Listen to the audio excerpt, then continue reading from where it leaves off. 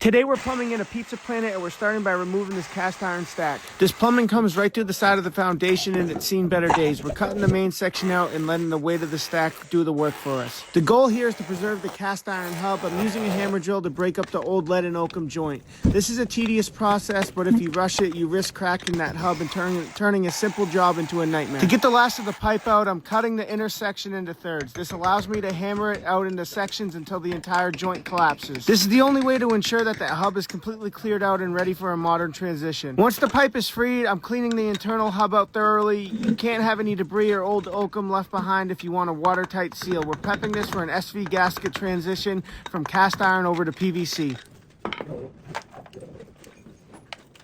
I'm going to be seating the SV gasket using a mallet. You want to make sure that this is seated perfectly flush up against the rim of that hub.